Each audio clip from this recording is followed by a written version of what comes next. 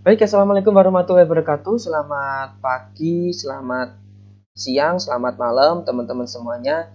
Jadi di sini saya sebenarnya ini merupakan percobaan pertama saya ya. Ini saya ingin menyampaikan sebuah materi sebagai media pembelajaran. Misalnya teman-teman melihat video ini nanti teman-teman akan lebih tahu gitu ya. Misal nanti teman-teman pengen request, Pak mau tanya dong tentang ini, tentang itu, tentang apa gitu ya. Nanti bisa teman-teman request di kolom komentar ya.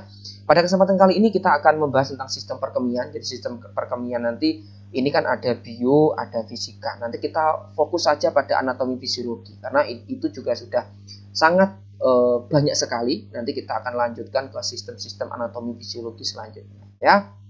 Oke, jadi di dalam tubuh manusia itu teman-teman itu ada beberapa sistem. Jadi sistem itu adalah memang dia itu memiliki sebuah batasan-batasan gitu ya.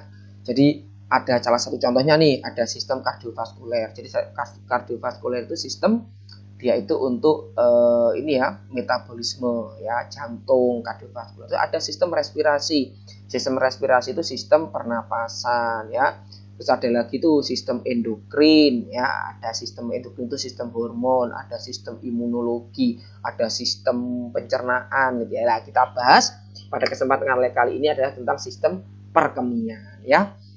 Kalau teman-teman tahu ya, sebenarnya sistem perkemian itu salah satu sistem kebutuhan dasar manusia. Kebutuhan dasar manusia itu adalah sebuah kebutuhan yang harus dipenuhi manusia sehari-hari. Misalnya makan, minum, ya, berkemih ya. Misal kalau satu hari manusia itu nggak berkemih, itu juga berbahaya ya, kan akan nyeri, akan apa gitu ya. Jadi merupakan memang sistem perkemian ini adalah kebutuhan dasar manusia, gitu ya. Oke, kalau ditanya tentang sistem perkemian, ini juga disebut nama sistem urinaria ya. Ini merupakan sebuah struktur organ yang berfungsi untuk menyaring sekaligus membuang zat limbah. Jadi dia itu kalau ditanya, biasanya kan organnya ada 4 nih, ada ginjal, ureter, vesika urinaria, sama uretra. Kalau ditanya fungsi ginjal apa sih? Menyaring air Pak, gitu ya. Kebanyakan mahasiswa saya menjawabnya seperti itu ya. Nah, sebenarnya teman-teman, selain menyaring air, dia juga sebagai organ yang membantu proses toksik ya. Jadi membuang zat toksik ke dalam keluar tubuh gitu ya. Caranya gimana, Pak? Nah, teman-teman harus tahu dulu air itu mengalir ya di dalam tubuh itu kemana saja. Nah, ini rata-rata teman-teman nggak tahu nih.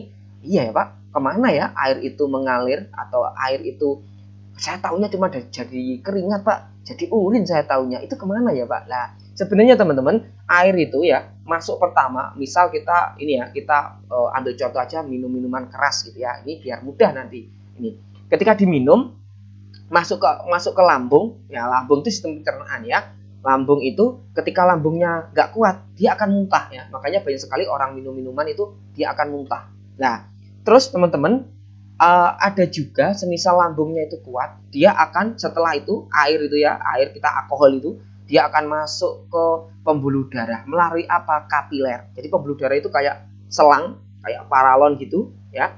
Yang kulitnya itu ini ada kapilernya, ada kayak baju gitu. Jadi lubang kecil-kecil gitu ya. Jadi dia bisa menyerap ya, bukan air itu bisa menembus ke situ. Setelah itu dipompa ke seluruh tubuh ya, ke seluruh tubuh, bisa ke tangan ya untuk membantu sistem metabolisme, ada telinga, ada hidung. Nah, kalau sampai di otak, lah ini biasanya akan muncul efek yang diinginkan oleh si peminum. Apa efeknya? Pusing, halusinasi gitu ya. Padahal itu sebenarnya memang diinginkan oleh si pengguna, tetapi bagi tubuh itu zat toksik. Ya, setelah itu dia ke seluruh tubuh kan, dia akan masuk ke hati. Ya makanya kalau orang yang terlalu banyak minum minuman keras ya biasanya akan kelama-lamaan gitu ya, akan rusak hatinya ya, organ hati. Ya seperti itu ya teman-teman. Jadi setelah dari lambung ke seluruh tubuh melalui pembuluh darah, setelah itu nanti dimasukkan ke hati, dari hati di apa namanya di saring ya, yang racun ditawar racunnya itu, terus nanti masuk ke organ ginjal ya. Nah, organ ginjal nanti fungsinya organ ginjal itu ada 3 teman-teman, ada filtrasi, ada reabsorpsi, sama augmentasi ya teman-teman ya. Jadi disaring terus diambil kembali, yang ketiga adalah dikumpulkan untuk dibuang ya. Oke, jadi ini anatomi fisiologi untuk sistem perkemian teman-teman ya. Jadi ada apa namanya? Ada ginjal, ada ureter, ada kandung kemih, ada uretra ya. Ginjal ya, ginjal ini teman-teman lokasinya ini ya, teman-teman lokasi ginjal itu antara kanan sama kiri itu berbeda ya teman-teman. Jangan bilang bahwa ini sama ya, berbeda. Di mana lokasinya? Organ ginjal kiri itu ada di torak ya, ada di toracalis 11 sampai dengan 12. Sedangkan lumbal itu ada sebelah kanan itu ada di lumbal 1 ya. Nah, Pak, toracalis lumbalis itu apa sih? Nah, teman-teman nanti akan tahu ketika teman-teman akan mempelajari sistem ortopedi tulang ya. Jadi teman-teman tahu tulang belakang itu ada cervicalis, ada thoracalis, ada lumbalis, sacralis sama coccygeal. Jumlahnya berapa, Pak? 7, 12, 5, 5, 4. Ya, jadi tadi ginjal sebelah kiri lokasinya lebih tinggi di mana? Di thoracalis 11 sampai 12. Sedangkan ginjal kanan itu lebih bawah, lokasinya berada di lumbal ya, di lumbal 1 ya, seperti itu teman-teman ya.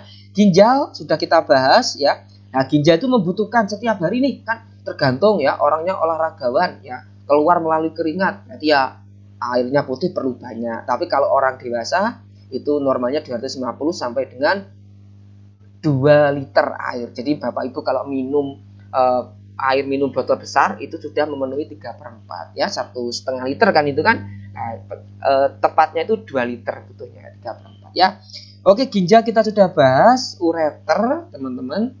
Nah, fungsi ginjal sudah saya sebutkan tadi ya, penyaringan, reabsorpsi, dan augmentasi.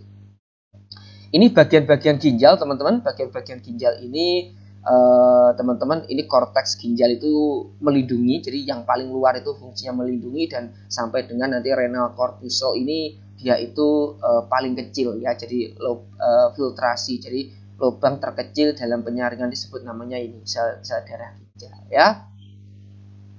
Ureter setiap orang itu berbeda-beda, sekitar 20 sampai dengan 30 cm, diameternya 1,7 cm ya. Ini sering terjadi batu ureter ya.